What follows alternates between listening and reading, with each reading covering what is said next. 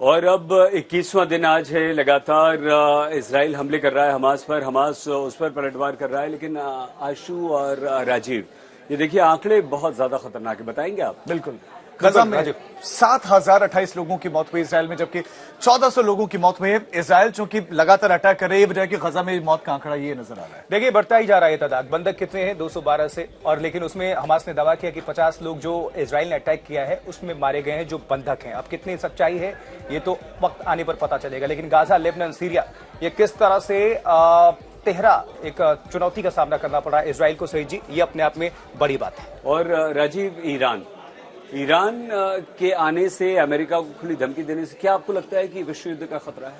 चिंताएं बढ़ रही हैं, जिस तरह की बयानबाजी हो रही है, जिस तरह के एक्शन नजर आ रहे हैं। हालांकि अमेरिका ने जो सीरिया में अभी एक्शन लिया, उसमें अमेरिका कह रहा है कि हमने आत्मरक्षा में कदम उठाया। अब ईरान चेतावनी दे रहे कि हम तो दफना देंगे अगर आप चूंकि इस तरह की प्लानिंग इजराइल में चल रही है। वो जो बिल्कुल विदेश मंत्री का बयान आया है बड़ा खतरनाक है। दुनिया दो धड़ों में भी नजर आ रही है, जो हम ग्राफिक्स के माध्यम से हम दिखा रहे हैं दर्शकों को कि इसराइल के साथ कौन कौन से कंट्रीज हैं। यूरोपियन कंट्रीज, अमेरिका है, लेकिन जितने भी अरब कंट्रीज हैं, मुस्लिम कंट्रीज हैं, वो ईरान खुला समर्थन है हमास के लिए, फलस्तीन के लिए। लेकिन इस बीच हालात क्या है ये भी जानना जरूरी है। ईरान की भी दो टूक है, चेतावनी है, और युद्धाभ्यास में भी अपने सैनिकों को उतार चुका है। चलिए एक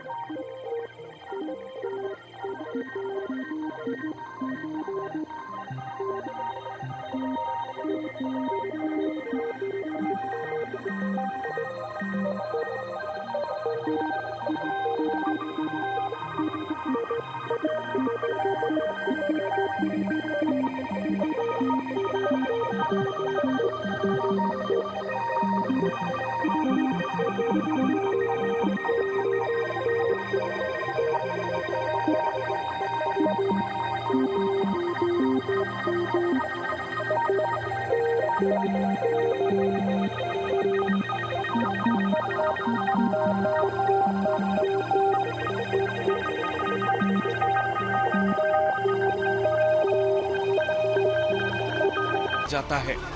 इस बेजुबान जानवर पर क्या बीत रही है ये भी आप देख सकते हैं।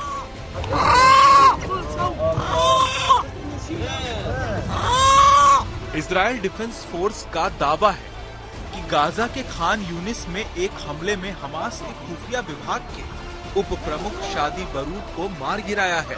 7,000 के पार जा चुका है, जबकि घायलों की संख्या 19,000 से ज्यादा है। इजराइल इस आंकड़े को गलत बता रहा है। अमेरिका के राष्ट्रपति जो बाइडेन भी मौत के आंकड़े से सहमत नहीं, लेकिन फिलिस्तीन ने यूएन में कहा है कि मौत के आंकड़े में कहीं कोई गलती नहीं है। जंग लगातार भीषण होती जा रही है। हमास की हिमाकत की सजा गाजा भुगत रहा है। गाजा की हालत लगातार खराब हो रही है। ईंधन खत्म हो रहा है।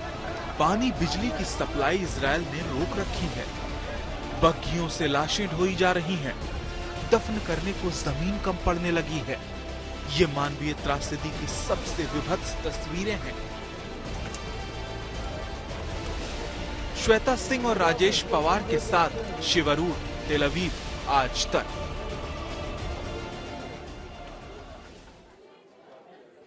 इसराइल हमास युद्ध में अगर इस वक्त सबसे महत्वपूर्ण कोई किरदार है जो इस युद्ध को बढ़ा रहा है तो वो ईरान है।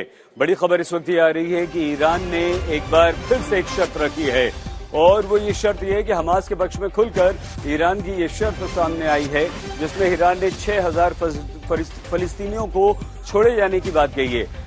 ईरान ने कहा है कि इजराइल जो है वो इजराइल की जेलों में बंद फलस्तीनियों को छोड़े, और इनकी संख्या 6,000 है। जब तक इजराइल इन फलस्तीनियों को नहीं छोड़ता है तब तक मुश्किल होगी, और तब तक ये युद्ध समाप्त नहीं हो पाएगा, बातचीत नहीं हो पाएगी। तो हमास के पक्ष में समर्थन में उतरते हुए ईरान ने खुलकर हमास की तरफदारी करते हुए ये कहा है इजराइल से कि आप अपनी जेलों में बंद उन फलस्तीनियों को छोड़ें, जो कि 6,000 फलस्तीनी हैं और इन फलस्तीनियों को आपको तुरंत छोड़ना पड़ेगा। युद्ध की विभीषिका कम होने का नाम नहीं ले रही और ईरान जो है अब इस युद्ध को और बढ़ा रहा है, भड़का रहा है और सीधे तौर पर ईरान के जो बयान आ रहे हैं वो खतरनाक है। एक रिपोर्ट। मैं इस वक्त आईडीएफ के स्पोक्स पर्सन के साथ में हूं, जो इस किबुत्स में है, जो इजिप्ट, इजराइल और गाजा के बॉर्डर के बिल्कुल पास में है। एक बहुत छोटी कम्युनिटी थी जिसमें 15 से 20 लोग मारे गए थे। तो हम इनसे जानने की कोशिश करते हैं कि यहाँ एक्चुअली हुआ क्या था, what actually happened here. We're standing in Kibbutz Holit. It is a small community of about 85 to 100 people.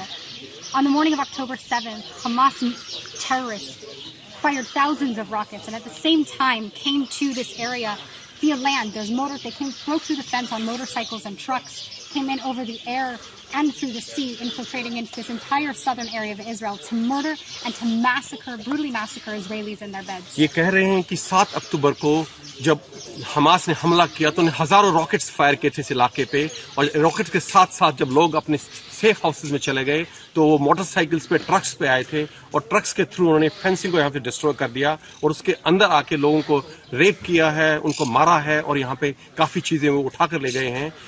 Which was the nearest IDF post around here? यहाँ से सबसे नजदीक IDF की पोस्ट कौन सी थी उस वक्त? The IDF was here focusing on regaining control over this area. For 12 hours, our fighters fought Hamas to ensure and regain control over this small community. ये कह रहे हैं कि हमास से वो इलाका वापस लेने के लिए आईडीएफ ने 12 घंटे तक लगातार लड़ाई की है और 12 घंटे के बाद उन्होंने इस एरिया पे दोबारा कब्जा करने में कामयाब हुए थे। And what was the IDF's immediate response? Like when you heard about it on the phone, what was the immediate response? IDF का immediate response क्या था जब आपने फोन पे सुना कि ये सब हो gaya hai? The IDF's response was to do exactly what we're doing now, to defend the people of Israel. And that means both coming and ensuring that the people here were safe, fighting the terrorists, coming in and really doing whatever possible to regain control, and also what we're doing right now on the offensive to ensure that Hamas can never again use Gaza as a launch pad for attacks against Israelis. ये बोल रही हैं कि जो IDF हमेशा से करती है उस दिन भी आईडीएफ ने वही किया, लोगों को बचाया, लोगों को बचाने की कोशिश की और ये पूरी कोशिश की कि लोग सुरक्षित रहें। और अभी आईडीएफ पूरी कोशिश करेगी कि आने वाले टाइम में ऐसा अटैक दोबारा ना हो।